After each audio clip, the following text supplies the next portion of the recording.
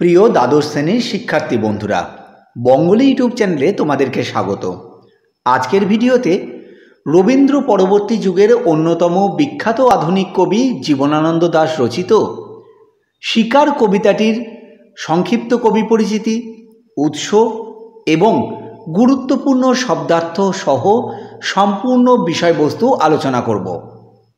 জীবনানন্দ দাশ জন্ম 17 ফেব্রুয়ারি 1899 খ্রিস্টাব্দ, মৃত্যু 1954 খ্রিস্টাব্দের 22 অক্টোবর। জীবনানন্দ ছিলেন রবীন্দ্র পরবর্তী কালের বাংলা কাব্য সাহিত্য জগতের অন্যতম খ্যাতনামা কবি। তথাপি তিনি বারংবার বিতর্কিত, উপেক্ষিত ও প্রত্যাখ্যাত হয়েছিলেন সমকালীন পাঠক সম্প্রদায়ের একটা অংশের কাছে। এত কিছু প্রতিবন্ধকতা তার কলমকে কখনো স্তব্ধ করতে পারেনি। তার বিখ্যাত কাব্যগ্রন্থগুলি হল ঝরা পালক, ধূসর পাণ্ডুলিপি, রূপসী বাংলা, বনলতা সেন, মহাপৃথিবী প্রভৃতি।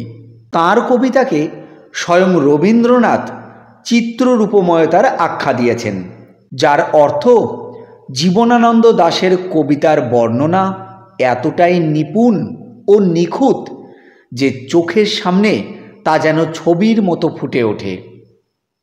তোমাদের পাঠ্যসূচির অন্তর্গত এই শিকার কবিতাটি দুটি গ্রন্থে প্রকাশিত হয়েছিল। প্রথমটি বনলতা সেন এবং দ্বিতীয়টি হল মহাপৃথিবী। কিছু সভ্য শিক্ষিত শহুরে মানুষের লোভ লালসার শিকার হয়ে কিভাবে বন থেকে বন্য প্রাণী হারিয়ে যাচ্ছে, এই কবিতার মূল বিষয়বস্তু সেটাই। কবিতার নাম শিকার। এই নামকরণ শুনলেই বোঝা যায় যে কবিতার মধ্যে একটা হত্যার বর্ণনা আছে। কবিতাতে কবি দুটি ভোরের ছবি আমাদের সামনে তুলে ধরেছেন। তাহলে শুরু করা যাক আজকের কবিতা শিকার। জীবনানন্দ দাশ। ভোর। আকাশের রং ঘাস ফড়িংয়ের দেহের মতো কোমল নীল। চারিদিকে পেয়ারা ও নোনার গাছ টিয়ার পালকের মতো সবুজ। কবিতায় কবি ভোরের বর্ণনা দিচ্ছেন। বলছেন আকাশের রংটা কেমন? ঘাস ফড়িংয়ের দেহের মতো কোমল নীল। এই নীলটা কিন্তু উগ্র নয়, মৃদু স্নিগ্ধ একটা নীলাভ ভাব। নোনা হলো আতা জাতীয় এক প্রকার ফল। চারিদিকে কবি পেয়ারা আর নোনার গাছকে দেখতে পাচ্ছেন, যে গাছগুলো টিয়ার পালকের মতো সবুজ। একটি তারা এখন আকাশে রয়েছে। পাড়াগাঁর বাসর ঘরে সবচেয়ে গোধূলি মদির মেয়েটির মতো, কিংবা মিশরের মানুষই তার বুকের থেকে যে মুক্তা আমার নীল মদের গেলাসে রেখেছিল হাজার হাজার বছর আগে এক রাতে, তেমনি একটি তারা আকাশে জ্বলছে এখনো।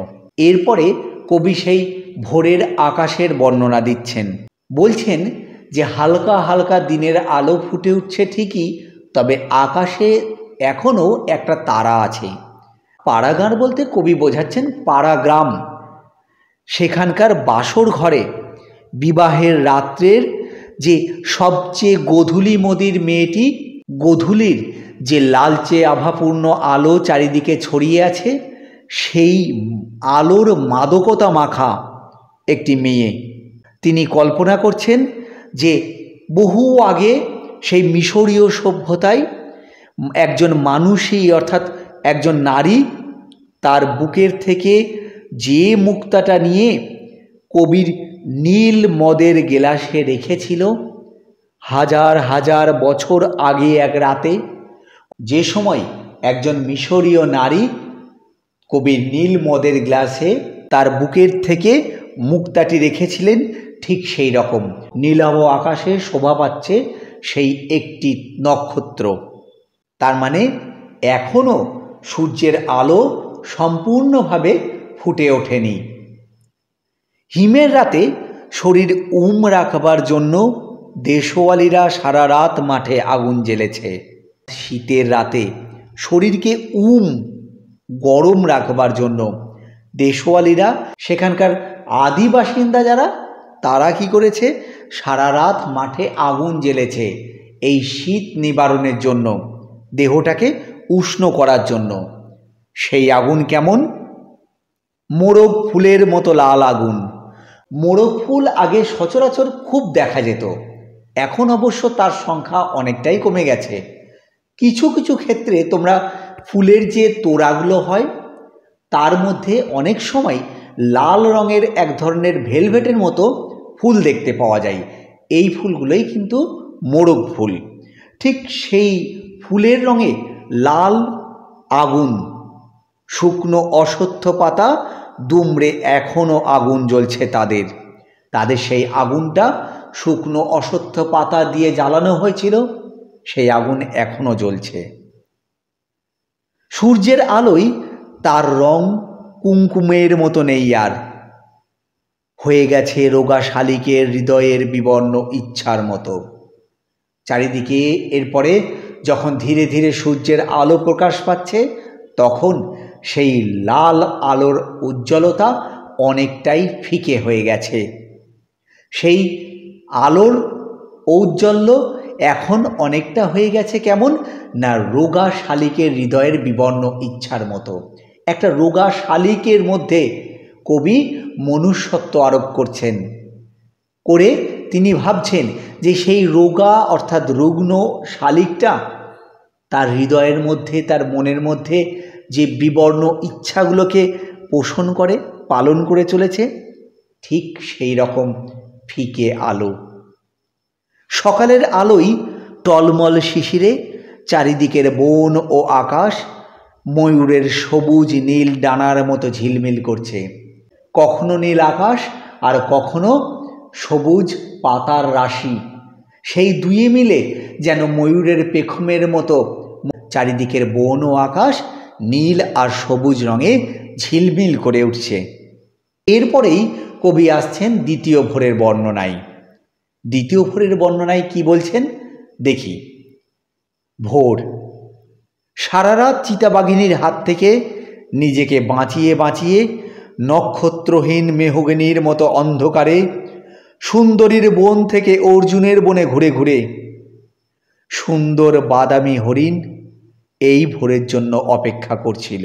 দ্বিতীয় ভোরের শুরুতেই কবি একটি হরিণের কথা বলছেন, যে কি করেছে সারা রাত চিতাবাঘিনীর আক্রমণের হাত থেকে নিজেকে সুরক্ষিত বা বাঁচিয়ে রাখার জন্য নক্ষত্রহীন মেহগনির মতো অন্ধকারে সুন্দরীর বন থেকে অর্জুনের বনে ঘুরে ঘুরে বেরিয়েছে। কেন নক্ষত্রহীন অন্ধকার? কারণ খোলা আকাশে কিন্তু নক্ষত্র দেখা যায়, আর এই বনাঞ্চলটা এতটাই গভীর যে গাছের ছাউনিতে এখান থেকে আকাশকে দেখা যায় না, তাই সেখানে নক্ষত্রের ন্যূনতম আলোটুকুও নজরে আসে না। এই সুন্দর বাদামি হরিণ কি করছিল? সারা রাত দৌড়াদৌড়ি করার পরে একটা ভোরের অপেক্ষা করছিল, যখন সে অনেক দূর পর্যন্ত দেখতে পারবে, নিজেকে একটা পরিবেশে কিছুটা সময়ের জন্য অন্তত নিশ্চিন্তে স্থিরভাবে রাখতে পারবে। এসেছে সে ভোরের আলোয় নেমে, কচি বাতাবি লেবুর মতো সবুজ সুগন্ধি ঘাস ছিঁড়ে ছিঁড়ে খাচ্ছে। নদীর তীক্ষ্ণ শীতল ঢেউয়ে সে নামল, ঘুমহীন ক্লান্ত বিহবল শরীরটাকে স্রোতের মতো একটা আবেশ দেওয়ার জন্য। এই সুন্দর বাদামি হরিণটা কি করেছে? এই গভীর বনের যে অন্ধকার পরিবেশ, সেটা থেকে সূর্যের আলোয় সে বনের বাইরে বেরিয়ে এসেছে। কচি বাতাবি লেবুর মতো সবুজ সুগন্ধি ঘাসগুলোকে ছিঁড়ে ছিঁড়ে খাচ্ছে। এরপরে সে কি করলো? নদীর তীক্ষ্ণ শীতল ঢেউয়ে সে নামলো। কেন? কারণ সারা রাত তার ঘুম হয়নি, তার শরীরটা এখন ঘুমহীন ক্লান্ত বিহ্বল। সেই শরীরটাকে স্রোতের মতো একটা আবেশ দেওয়ার জন্য, একটা সজীবতা, একটা তরতাজা ভাব দেওয়ার জন্য সে এই জলে নেমেছে। অন্ধকারের হিম কুঞ্চিত জরায়ু ছিঁড়ে ভোরের রৌদ্রের মতো একটা বিস্তীর্ণ উল্লাস পাবার জন্য। এই নীল আকাশের নিচে সূর্যের সোনার বর্ষার মতো জেগে উঠে, সাহসে, সাধে, সৌন্দর্যে হরিণীর পর হরিণীকে চমক লাগিয়ে দেবার জন্য। অন্ধকারের যে হিমকুঞ্চিত জরায়ু, সেটা ছিঁড়ে যেন একটা জীবের জন্ম হচ্ছে। এই অন্ধকারের গর্ভ থেকে সে বেরিয়ে আসছে। কি জন্য? ভোরের রৌদ্রের মতো একটা বিস্তীর্ণ উল্লাস হবার জন্য। চারিদিকে যে সূর্যের সোনালি আলো ছড়িয়ে পড়েছে, সেই সোনালি আলো মেখে সে সাহসে, সাধে, সৌন্দর্যে, তার সাহসিকতা দিয়ে, তার ইচ্ছা দিয়ে, তার সৌন্দর্য দিয়ে হরিণীর পর হরিণীকে চমক লাগিয়ে দেবার জন্য এইখানে জীবনানন্দ দাশ একটুখানি রোমান্টিকতা নিয়ে এলেন। একটা হরিণেরও সৌন্দর্য যেন তখনই সার্থকতা পাই যখন তা দেখে কোনো হরিণীর চমক লেগে যায়। এই রকম একটা সুন্দর, শান্ত, স্নিগ্ধ পরিবেশের হঠাৎ করে যবনিকা পতন ঘটল। কবিতার শেষ স্তবকে এসে কবি বলছেন, একটা অদ্ভুত শব্দ, নদীর জল মচকা ফুলের পাপড়ির মতো লাল। আগুন জ্বলল আবার। উষ্ণ লাল হরিণের মাংস তৈরি হয়ে এলো। হরিণটা নদীর জলে যে সময় নেমেছে, ঠিক সেই সময় একটা অদ্ভুত শব্দ, বন্দুকের গুলি ছোড়ার শব্দ। কেন অদ্ভুত শব্দ? কারণ এই বন এলাকায় এই ধরনের শব্দের সঙ্গে কেউ বিশেষ পরিচিত নয়। এই যেন বড় বিপজ্জনক একটা শব্দ। আর সেই শব্দের সঙ্গে সঙ্গে কি হলো? এই পরিবেশ আমূল বদলে গেল। কবি এই শব্দের পরেই যেন হঠাৎ করে অন্ধকার নামিয়ে আনলেন আমাদের চোখের সামনে।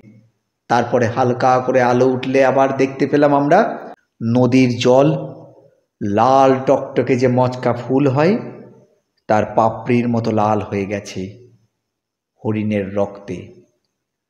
আবার আগুন জ্বলল। প্রথম আগুন কখন জ্বেলেছিল? প্রথম আগুন জ্বেলেছিল দেশওয়ালিরা। এই নাগরিক জীবনের থেকে যে সমস্ত মানুষগুলো অনেক দূরে আছে, সেই প্রান্তিক মানুষগুলো তাদের শীত নিবারণের জন্য কিছু শুকনো পাতা জ্বেলেছিল। এটাই ছিল প্রথম আগুন। আর এরপরে দ্বিতীয়বার আগুন জ্বলল। তাই কবি আবার শব্দটা এখানে ব্যবহার করেছেন। আর সেই আগুন জ্বলার পরে কি হলো? উষ্ণ লাল হরিণের মাংস তৈরি হয়ে এলো। লাল আগুনে সেই মাংসটা খাদ্যোপযোগী করে মানুষের সামনে এলো। কাদের সামনে এলো? এইবার কবি তাদের বর্ণনা দিচ্ছেন। নক্ষত্রের নিচে ঘাসের বিছানায় বসে অনেক পুরনো শিশির ভেজা গল্প, সিগারেটের ধোঁয়া, টেরিকাটা কয়েকটা মানুষের মাথা, এলোমেলো কয়েকটা বন্দুক, হিম, নিষ্পন্দ নিরপরাধ ঘুম। নক্ষত্রের নিচে ঘাসের বিছানায় বসে, অর্থাৎ খোলা আকাশের নিচে যে সবুজ ঘাসের গালিচা, তার উপর বসে কয়েকজন মানুষ তাদের পুরনো শিশির ভেজা গল্প করছে। তারা অতীতের স্মৃতিচারণ করছে। যাদের সিগারেটের ধোঁয়া আর পরিপাটি চুলের বিন্যাস দেখলেই বোঝা যায় কোনো শহুরে সভ্য সম্প্রদায়ের প্রতিনিধি। এই রকম কয়েকটা মানুষ মিলে সেই হরিণের মাংসটাকে তারা খাচ্ছে। আর তাদের কাছে ছড়িয়ে ছিটিয়ে আছে এলোমেলো কয়েকটা বন্দুক, যে বন্দুকের মাধ্যমে একটা সুন্দর বন্য প্রাণ শেষ হয়ে গেল। চারিদিক ঠান্ডা, নিস্পন্দ নিরপরাধ ঘুম। কার ঘুম? এ যেন সেই হরিণের ঘুম। সভ্য শিক্ষিত মানুষের বিকৃত লোভ লালসার শিকার হয়ে সেই বন্য প্রাণীটি চিরঘুমের দেশে চলে গেল। এই ছিল শিকার কবিতার মূল বিষয়বস্তু। ভিডিওটি সম্পর্কে তোমাদের আর কোনো প্রশ্ন বা প্রাসঙ্গিক মতামত থাকলে অবশ্যই আমাকে কমেন্টে লিখে জানিও। আমি চেষ্টা করব তার উত্তর দিতে। সকলে ভালো থেকো। সঙ্গে থাকার জন্য ধন্যবাদ।